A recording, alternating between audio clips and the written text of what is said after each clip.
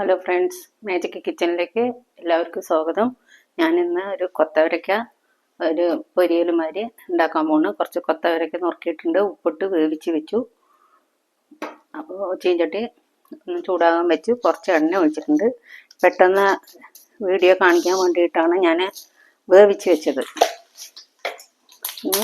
കടുക് പൊട്ടിയ ശേഷം ഒരു വെളുത്തുള്ളി ചതച്ച് വെച്ചിട്ടുണ്ട്, അതിട്ട് കൊടുക്കാം.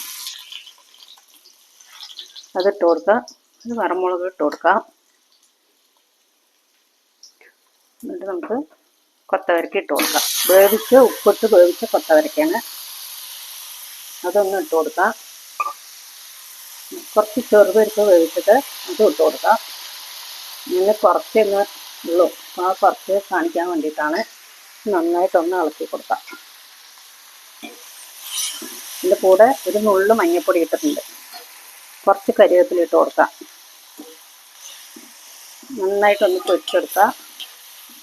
ഇതിൻ്റെ കൂടെ ഞാൻ ഉപ്പേരിപ്പൊടിയിൽ കാരപ്പൊടി ഒരു വീഡിയോയിൽ കാണിച്ചിട്ടുണ്ട്. ഏത് ഉപ്പേരിക്കുവാണെങ്കിലും നമുക്ക് പൊരിയലിന് ഇട്ട് കൊടുക്കാം. വീഡിയോയിൽ നേരത്തെ ഇട്ടിട്ടുണ്ടായിരുന്നു. ആ പൊടിയാണ് ഞാൻ ഇടുന്നത്. ഏത് പൊരിയൽ വെക്കുകയാണെങ്കിൽ നമുക്ക് ആ പൊടി ഇട്ട് കൊടുക്കാം. മുളകൊന്നും ഇടേണ്ട ആവശ്യമില്ല. മുളക് ഉപ്പൊക്കെ ഉണ്ട് ഇതിൽ. ഇത് ഒരു സ്പൂണ് ഞാൻ എടുത്തിട്ടുണ്ട്, അത് ഇട്ട് കൊടുക്കാം. ഇതിൽ എരിവുള്ള കാരണം ഞാൻ മുളക് പൊടി ഒന്നും ഇട്ടിട്ടില്ല. മുളക് പൊടി ഒന്നും ഇട്ടിട്ടില്ല.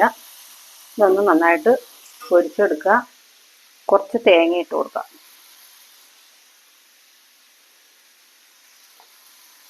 നമ്മുടെ കൊത്തവരയ്ക്ക പൊരിയൽ റെഡിയായി. ഞാൻ വേഗം വീഡിയോ ഇങ്ങനെ നീണ്ടു പോണ്ടാന്ന് വെച്ചിട്ടാണ് ഞാനിങ്ങനെ വേവിച്ച് കാണിക്കുന്നത്. വേവിക്കാനും കട്ട് ചെയ്യാനൊക്കെ എല്ലാവർക്കും അറിയാലോ. അപ്പം അതുകൊണ്ടാണ് ഞാനിങ്ങനെ കാണിക്കുന്നത്. അപ്പം എല്ലാവർക്കും ഇഷ്ടപ്പെട്ടെങ്കിൽ ലൈക്ക് ചെയ്യുക, കമൻറ്റ് ചെയ്യുക, സബ്സ്ക്രൈബ് ചെയ്യുക, ഷെയർ ചെയ്യുക. നല്ല സൂപ്പറായിട്ട് കൊത്തവരയ്ക്ക പൊരിയൽ റെഡിയായി. എല്ലാവർക്കും ഇനി അടുത്ത വീഡിയോയിൽ കാണാം. എല്ലാവർക്കും ബൈ.